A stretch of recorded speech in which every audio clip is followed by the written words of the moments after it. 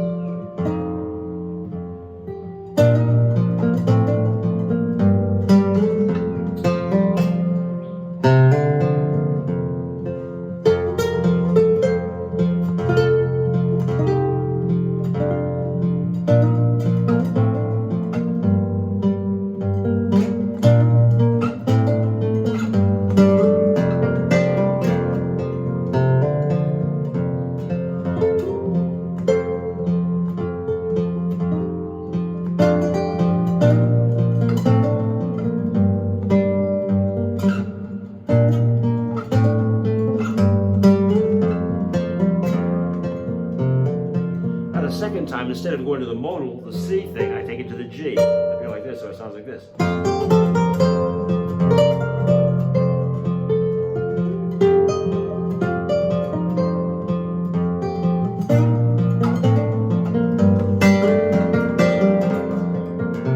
Again. Scale.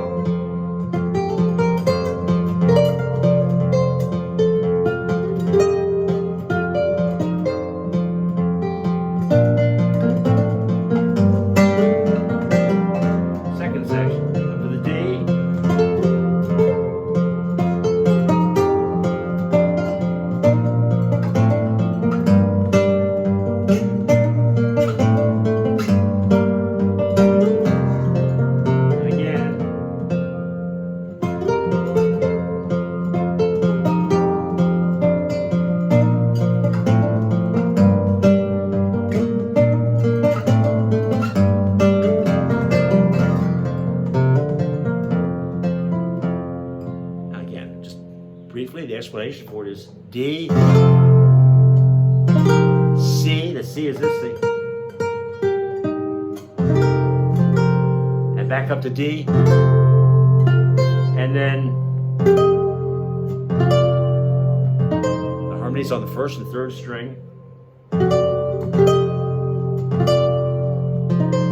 then into the G, and then an F sharp, and then E minor, and then okay, that gets you back out and back into the D. So again, it's just using the first two strings.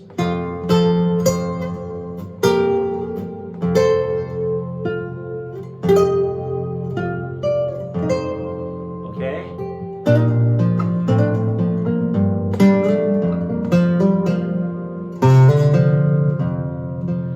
In the second section, go up to the D at the 7th fret, using, instead of, just forget the first string, play only on the second and third string, the 7th fret, and then slide up in thirds, and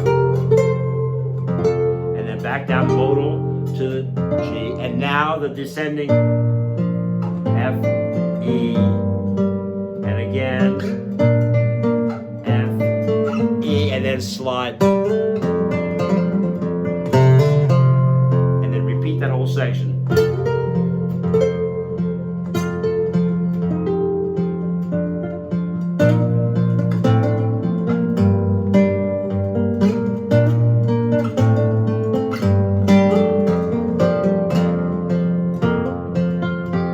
Second time through, and instead of going to the modal like that, I'll go into this D position, G at the 8th fret or 7th fret, but play a little Renaissance scale, and back down to D again.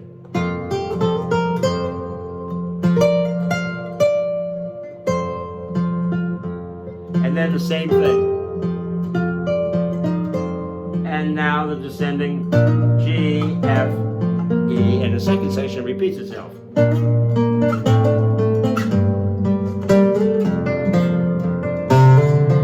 then back up.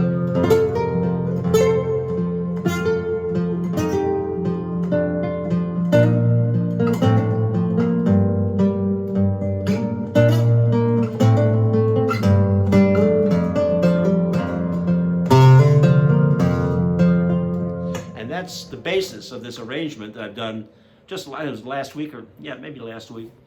But it's not finished yet, and I haven't recorded it. So just kind of keep it to yourselves and do something with it. Though you'll find that you can really explore wonderful things. Anything, it all works. So and then no, I wouldn't take it from there, but this.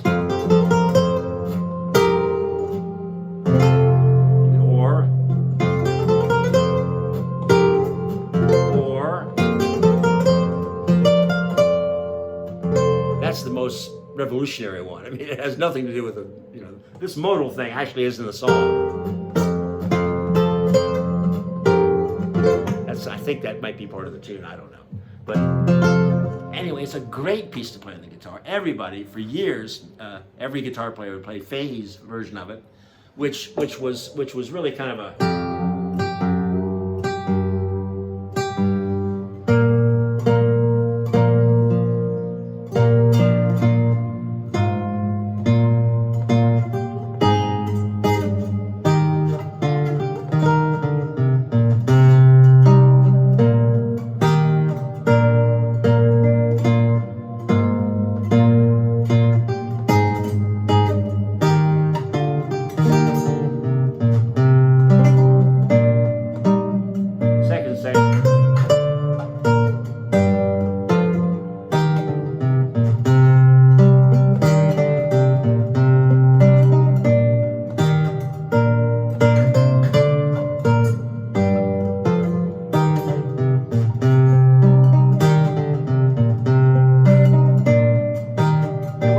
is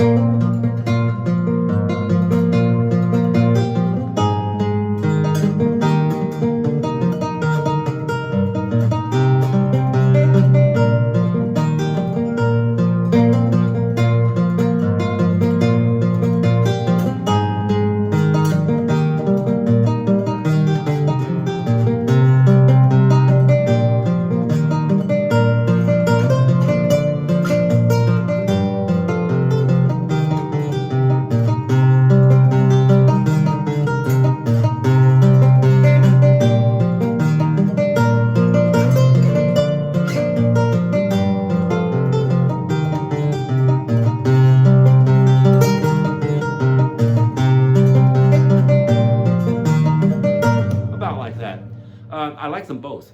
I really do. It's just that since the injury with the finger and all that, it's easier for me to play in D shapes than it is in G's and C's. So, but I encourage you to try it both ways, and I think you'll like it. There's not particularly hard to play, but it's smooth, and it has this sort of that elegance. This is Christian music elevated to the Crusades or something like that. Onward Christian soldiers, and Christ the risen, east or west, for God's sake. But anyway, have fun.